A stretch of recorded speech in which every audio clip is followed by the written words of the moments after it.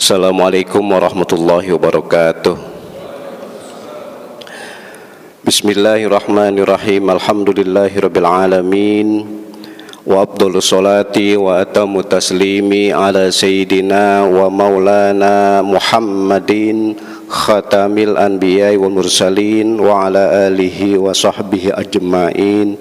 Rabbi shrah li sadri wa yassir li amri wahlul 'uqdatam min lisani yafqahu qawli wala haula wala quwwata illa billahil aliyil azim. Amma ba'du. Hadirin wal hadirat, Bapak-bapak, saudara-saudara jamaah Masjid Jami Darul Ilmi yang berbahagia, dalam kesempatan yang pagi dan kesempatan di tempat yang mulia, mudah-mudahan di masjid ini Allah selalu memberikan keberkahan kepada kita semua. Terutama kita berada di awal kajian di setiap hari Kamis, dan kebetulan jadwal saya pada pagi hari ini, dan kita baru saja memasuki bulan Syawal. Kita selesai menunaikan kegiatan ibadah kita di bulan Ramadan, dengan harapan mudah-mudahan kita termasuk yang minal aidin wal faizin wa kullu amin wa antum bi khair, amin ya rabbal alamin. Baik Bapak-bapak, saudara-saudara, ibu sekalian, yang indah dan sangat indah, sebelum kita baca Yasin tadi kita baca Al-Fatihah, dan selesai pun kita baca Al-Fatihah. Apa rahasia dan kehebatan Al-Fatihah? Justru kehebatan dan rahasia-rahasia surat Al-Fatihah itu langsung dikemukakan oleh junjungan kita Nabi besar Muhammad sallallahu alaihi wasallam. Kata Nabi, ini ada dalam kitab Bulughul Maram karangan Ibnu Hajar Al-Asqalani, dan hadis ini adalah hadis yang otentik, hadis yang sahih. Kata Nabi, la sholata liman lam yaqra bi fatihatil kitab. Tidak sah atau tidak jadinya sholat seseorang kalau tidak baca surat Al-Fatihah. Ini salah satu yang tadi saya bilang, kehebatan Al-Fatihah itu sampai-sampai orang, termasuk kita ini, bapak-bapak, saudara-saudara, ibu sekalian, kita sholat wajib maupun sholat sunnah, kalau tidak baca surat Al-Fatihah tidak sah. Sekali lagi, sholat wajib atau sholat sunnah tidak membaca Al-Fatihah maka tidak sah sholat kita. Adapun tidak membaca surat yang lain itu tetap sah. Contoh, tadi kita sholat subuh atau nanti insya Allah kita diberikan umur panjang, kita diketemukan dengan sholat zuhur nanti. Kalau orang sholat zuhur, sholat subuh, dan sholat-sholat yang lain, itu di rakaat pertama dan rakaat selanjutnya itu baca surat Al-Fatihah saja, tidak baca surat yang lain sah. Ya mungkin karena kondisi, karena dalam situasi tertentu, karena terbatas waktu, baca surat Al-Fatihah aja. Kalau cara orang Betawi, baca surat Al-Fatihah doang, nggak baca surat yang lain sah. Tapi kebalikan, baca surat yang lain meskipun ayatnya panjang, tapi nggak baca Al-Fatihah nggak sah. Contoh yang paling gampang aja, yang aktual, ini kita tadi baca surat Yasin. Surat Yasin itu ada 83 ayat, Al-Fatihah cuman 7 ayat aja. Kan jauh banget itu, antara 7 sampai 83. Orang sholat baca surat Yasin tapi nggak baca Al-Fatihah nggak sah, padahal ayatnya banyak. Tapi kebalikan, baca surat Al-Fatihah aja nggak baca surat Yasin nggak apa-apa, itu sah. Itu yang tadi saya bilang kehebatan dan salah satu rahasia yang kata Nabi, sholat seseorang itu nggak akan sah, bukan nggak akan diterima lagi nih, tidak akan sah. Kan potensinya begitu, peluangnya. Kalau sah aja enggak, apalagi diterima gitu, apalagi dikabul. Makanya tidak sahnya sholat seseorang kalau tidak baca surat Al-Fatihah. Nah, ini sebagai pembuka juga di dalam kegiatan kita pada pagi hari ini dan di bulan Syawal ini. Jadi Al-Fatihah itu salah satu rahasia dan kehebatannya adalah sholatnya seseorang tidak akan sah tanpa baca surat Al-Fatihah. Yang menarik, ini keilmuan ya, keilmiahan, tentu wawasan buat kita semua. Mungkin bapak-bapak, saudara-saudara, atau ibu-ibu, termasuk saya pribadi, kadang ada kawan-kawan kita kalau baca Fatihah itu tanpa bismillah. Saya yakin lah bahwa Bapak, saudara-saudari, ibu sekalian pernah dengar, atau mungkin di antara kita ketika baca Al-Fatihah itu ada yang pakai bismillah, ada yang tidak pakai bismillah. Redaksionalnya begini: Bismillahirrahmanirrahim, Alhamdulillahirabbil alamin, atau langsung tanpa bismillah, Alhamdulillahirabbil alamin. Padahal Al-Fatihah itu 7 ayat. Hebatnya begini, kalau menurut pandangan mazhab Syafi'i, sekali lagi menurut pandangan mazhab Syafi'i, saya secara kuantitas ya, bahwa dihitung-hitung umat Islam di seluruh dunia nih, umat Islam di seluruh dunia kalau berfikih itu paling banyak bermazhab Syafi'i. Termasuk kita mayoritas di Indonesia itu kalau berfikih bermayoritas adalah mazhab Syafi'i. Dan ciri mazhab Syafi'i, salah satu ciri yang paling kelihatan itu kalau baca Al-Fatihah. Kalau baca Fatihah pakai bismillah berarti mazhab Syafi'i. Maka saudara kita tadi, kawan kita atau siapa saja yang mimpin sholat, kalau baca Fatihahnya pakai bismillah berarti mazhab Syafi'i. Dan mazhab Syafi'i itu paling banyak dianut oleh umat Islam di seluruh dunia, baik ya kita di Indonesia maupun negara-negara Arab. Ya, saya secara mengalami langsung di negara Timur Tengah itu, baik di Syria, di Mesir, di Yordan, apalagi di Yaman, itu mayoritas bermadzhab Syafi'i. Oke, kembali ke tadi. Jadi Al-Fatihah itu adalah menandakan sah dan tidak sahnya sholat seseorang. Dan yang menarik tadi saya bilang, kalau baca bismillah di dalam Fatihah itu berarti madzhab Syafi'i. Kita ini kalau baca Fatihah pakai bismillah berarti mazhab Syafi'i. Tapi kita sangat-sangat menghormati kalau ada di antara kita, kawan-kawan kita, umat Islam secara umum, itu kalau baca Fatihah tanpa bismillah, langsung alhamdulillahirabbil alamin. Ternyata kalau yang pakai bismillah baca Fatihah itu berarti mazhab Syafi'i. Tapi kalau yang tanpa bismillah langsung alhamdulillahirabbil alamin itu bermazhab Maliki. Ternyata dalam sejarah historisnya Imam Malik ini guru langsungnya Imam Syafi'i. Ini didikan yang hebat buat kita. Jadi kalau belajar guru dengan murid atau kebalikan, murid dengan guru, itu beda pendapat, beda pandangan, itu hal yang biasa. Ya mungkin kayak tadi nih kita sholat subuh, bapak-bapak, saudara-saudari, ibu sekalian, kita sholat subuh bisa jadi ada yang pakai kunut, ada yang tidak pakai kunut, atau kembali agak jauhan dikit kembali kepada sholat taraweh, ada yang 8 rakaat, ada yang 20 rakaat. Ini dinamika ya, berfikih itu begitu. Beda pendapat itu hal yang baik, dan justru kita hormati orang yang berbeda pendapat dengan kita kalau kajiannya fikih yang tidak lepas dari tentu ajaran dari junjungan kita Nabi besar Muhammad SAW. Makanya kalau yang baca Fatihah pakai bismillah itu bermazhab Syafi'i, itulah yang benar karena sumber hadisnya otentik, sumber hadisnya sahih. Kalau kawan kita membaca Al-Fatihah tanpa bismillah pun itu hal yang benar, karena lagi-lagi dalilnya adalah dalil hadis yang sahih dan autentik. Berarti kesimpulan kata, orang sholat baca Fatihah pakai bismillah itu yang benar. Orang sholat baca Fatihah tanpa bismillah pun itu yang benar. Yang belum sah kalau nggak baca Al-Fatihah. Persis tadi sholat subuh nih, ini namanya analogi, kias. Istilah ngaji usul fikih namanya kias. Ini buat wawasan kita saja. Sholat subuh itu yang pakai kunut bermazhab Syafi'i. Jangan muncul sopone wong, siapa aja yang sholat subuh pakai kunut berarti mazhab Syafi'i. Tapi kalau yang sholat subuh enggak pakai kunut namanya mazhab Hanafi. Sekali lagi, secara historis sejarah, Imam Syafi'i itu enggak ketemu dengan Imam Hanafi. Kalau tadi dengan Imam Malik kan ketemu karena guru langsung. Tapi kalau dengan Imam Hanafi enggak ketemu. Sebab ketika Imam Hanafi meninggal, maka di tahun itu juga Imam Syafi'i baru lahir. Ini historisnya, sejarah.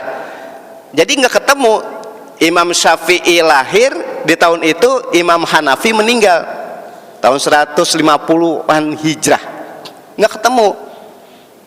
Tapi berdasarkan pemikiran dan sebagainya, ini beda pandangan. Kalau menurut Imam Syafi'i, kunut itu di sholat subuh tetap sunnah. Tapi menurut Imam Hanafi, kunut di sholat subuh itu tidak sunnah lagi. Yang menarik, ada bahasa saya tadi bilang lagi, enggak sunnah lagi. Ini sekali lagi sejarah. Kenapa kok Imam Hanafi mengatakan kunut di sholat subuh itu enggak sunnah lagi?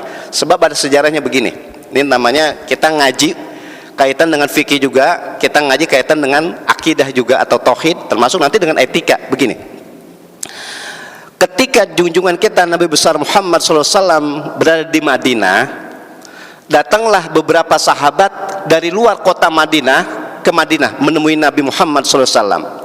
Kata sahabat-sahabat begini, ya Rasulullah, daerah kami lagi dijajah, lagi diperangi oleh orang-orang kafir.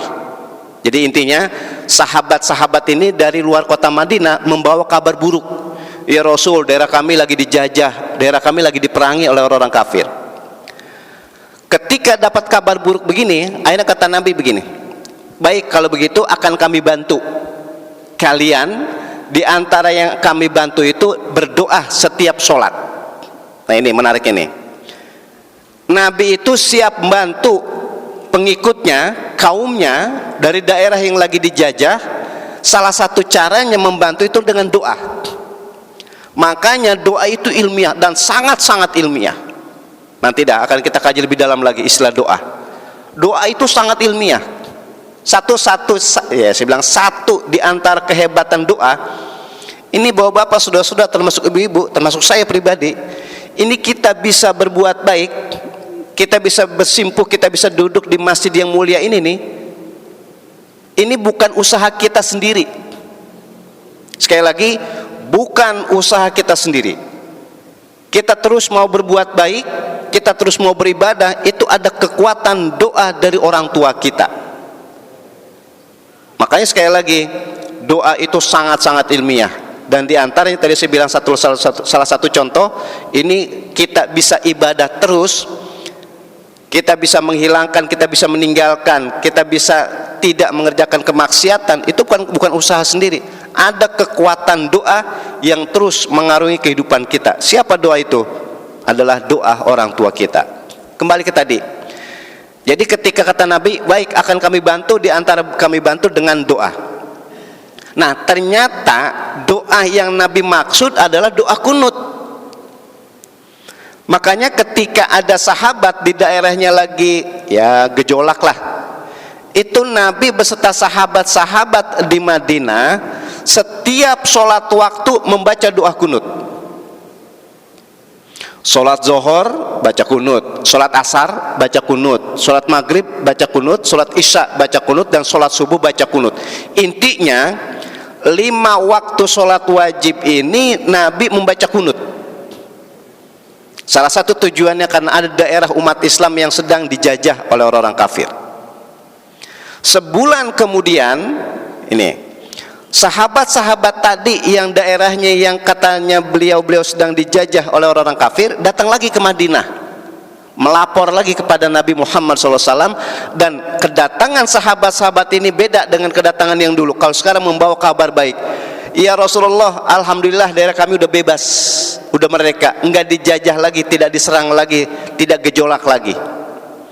Karena membawa kabar baik begini nih, akhirnya Nabi tidak baca kunut lagi di sholat zuhur, di sholat asar, di sholat maghrib, dan di sholat isya.